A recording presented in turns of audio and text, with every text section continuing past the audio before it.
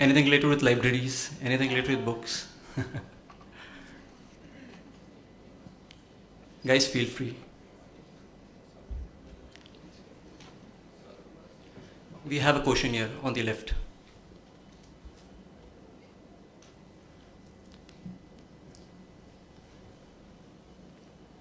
Please introduce yourself and please ask your question. My name is Chinmay Vaikar. Ma'am, while writing a book, do you decide on a topic or is it something that comes from within and you start writing on it? See, I've written fiction as well as non-fiction.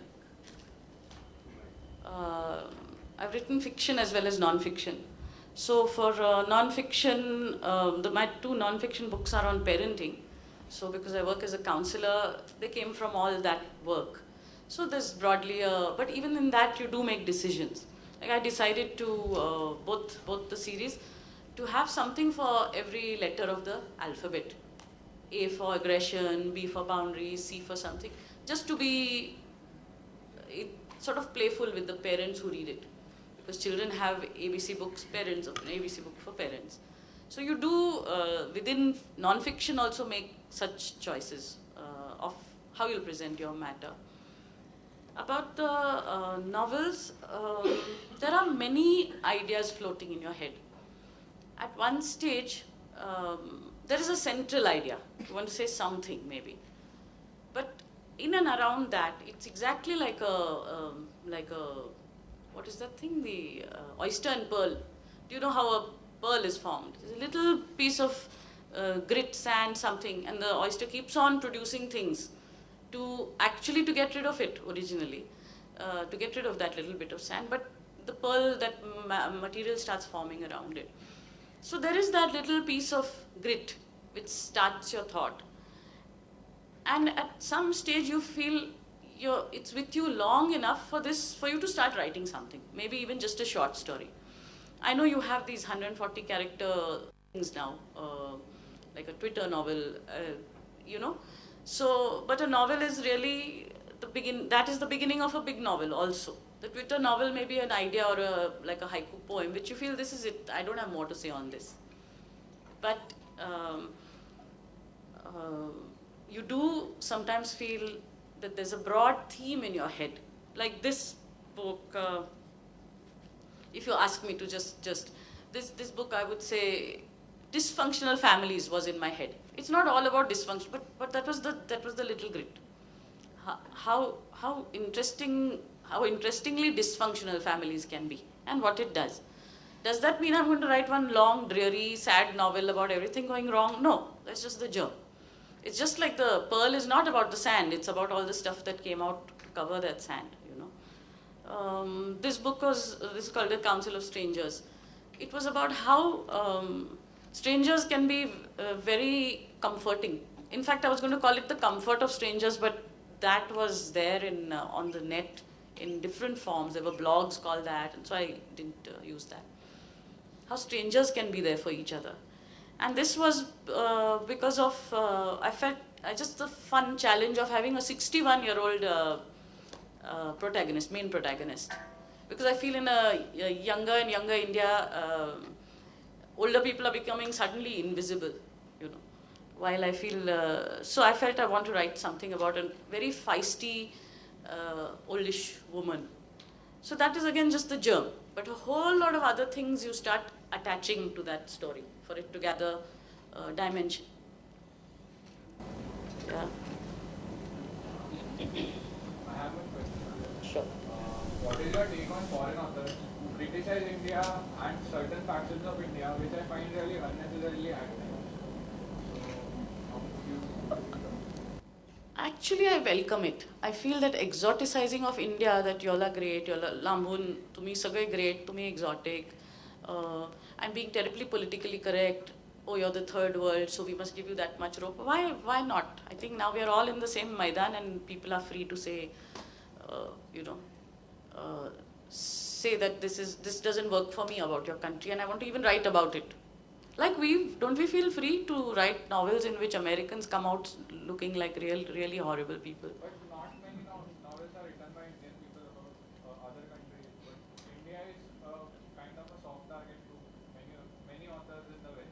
Yeah, but I would not see it as a target issue. I don't feel we should take it as being under attack at all.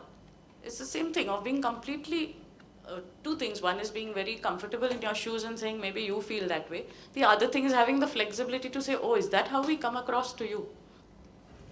Hello, Yeah. I'm Chandrasekhar ma'am. Hi. I want to ask question about fiction writing. Sometimes I write poems, it's all about around 30 minutes, 15 minutes. It's like an impulse, you just go on writing. Okay. But a particular idea of fiction, suppose like 40 years old person, Yeah. that idea appeals to my mind. Hmm. But then I thought really, am I really mature to write on that particular issue? On an in- say about an older person. older Ah, person or to issue, it's completely imaginative, so an alien issue to Yeah. which I'm not completely familiar. Yeah. So am I really mature, should I start later or should I Yeah. start now only? So these are the doubts sometimes I face. Okay. No, I don't think there's an age bar on writing about older people or much younger people or anything. You don't have to have experienced everything. In fact, I find autobiographical writing is the most limited form of writing. If you write only what you know, or what more than know what you have experienced, that's very limited. But in the process of, if you have seen something, as I said, the germ, you see this person, you want to talk about them, or you want to write a novel around them, then your research, which in research doesn't mean sitting in necessarily in libraries or talking to people, but your research is being switched on to the way, what are the things that 40-year-olds say.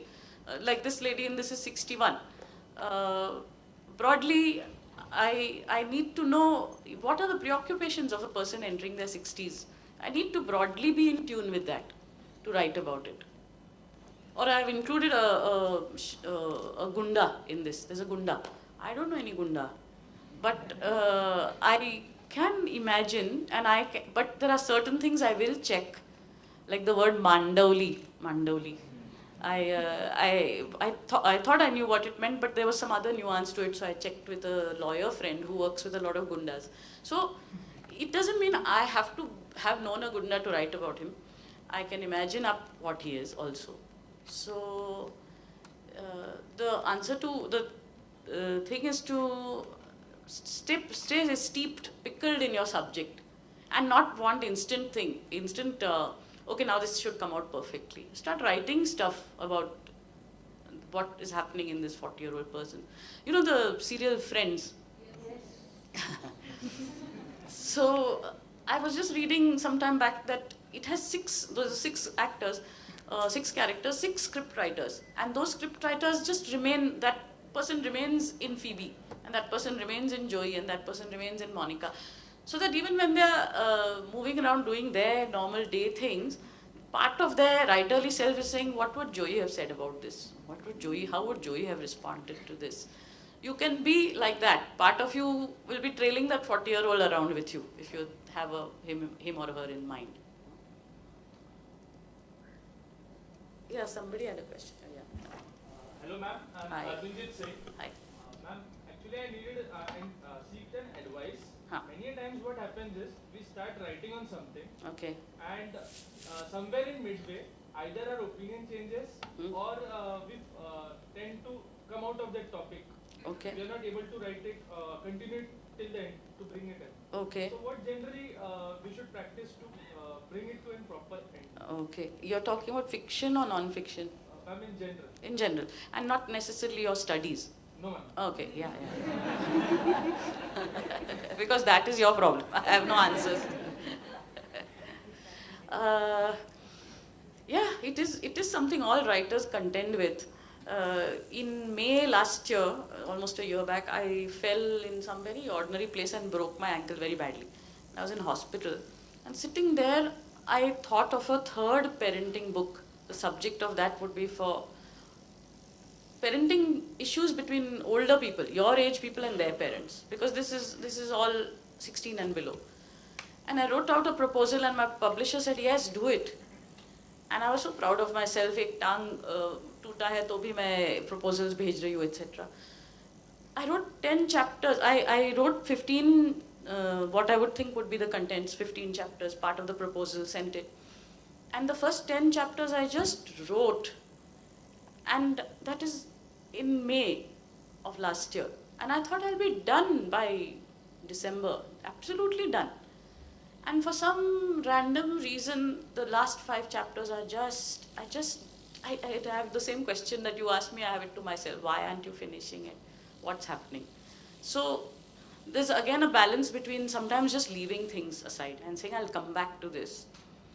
But knowing and committing to yourself that you'll come back to it. I know writers who have gone into this stage and then have had to return the advance they've got to their publisher because the publisher said, now you've gone too far, you've left it for too long. Now the time for this book is gone. So that is leaving it too late. I don't think I've come to that place yet, but so then you have to find ways to turn back to it. Little tricks of the mind, which is, okay, so now I'm writing the sequel to this. I'm very excited about it, so all the time I'm trying to write that. But then I award myself time and say, you can write on that if you write for 1 hour on this. You sort of pinch yourself into the corner and finish it. It's all your own work. It's not that you are being forced by anybody. But in that also there are favorites, just like our parents have favorite children. Or somebody is currently your favorite. You have to find a way, whether it's a soft board, whether it's a whiteboard, to keep it staring at you. Ye karna hai. I have to turn back to this. Yeah, welcome. Yeah? Hello ma'am, Yeah. my name is Chetan Chaudhary.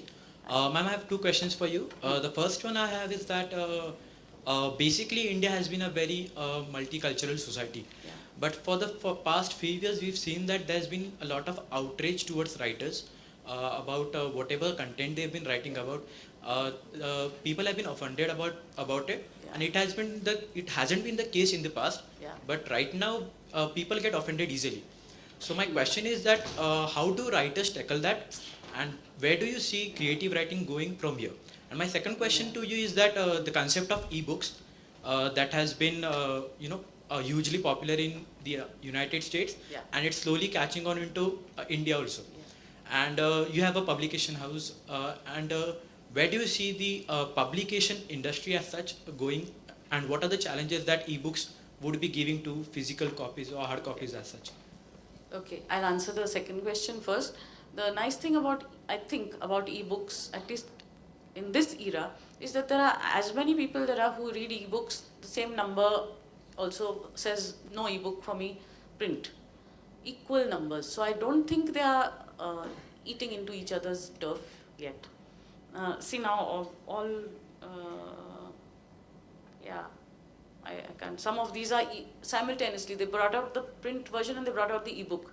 So it's the publisher himself feeling or herself feeling quite secure that they won't cut each other's patang kind of, So I think print also is fairly alive and well. Maybe the bookstores is an issue. Bookstores are shutting not because of the ebooks so much as the e-commerce, meaning you can buy books off the internet. They're much cheaper. I don't exactly know what the trick is why they can give you such big fat discounts, but they can, and that's why a Manny's or a Twist and Tales shut down. They can't give these kind of discounts. That kind of shakedown you will see. But in actual reading habits, overall people are reading less. That will be whether they're reading ebooks or whether they're reading this. Today when you pass a bus stop, you see how many people you'll see reading a book and how many people just texting. So most people would have, if you're on a long bus journey, you'll feel in our generation, if you're without a book or a newspaper or something, you would wonder what you're going to do. But people are now very happy with the devices. So that is another story. But between ebooks and print books, if you're a reader, you'll be accessing one or the other anyway. And before that, you said about writing when people take offense so easily. Yeah, it is difficult, and it is, I don't know, all artists and not just writers, painters, artists, everybody is now hard pressed to themselves turn censor.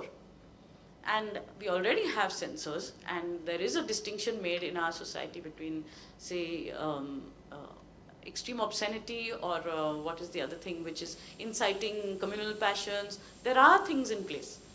But to pick up every little thing, and the same thing which I was saying to the other person, that we should not be so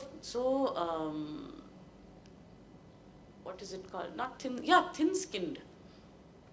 How does that how does that change your religion or your way of life or your gender politics, whatever stuff happens in your mind and your life? Why are we so insecure about it that we feel censorship comes from deep insecurity? But writers are, and I think that's why we are seeing so many what is called halka pulka writing coming to the surface, because publishers feel safe. Acha kuch boy meets girl meets something, nobody can object. But you go deep into the innards of some issue or the history.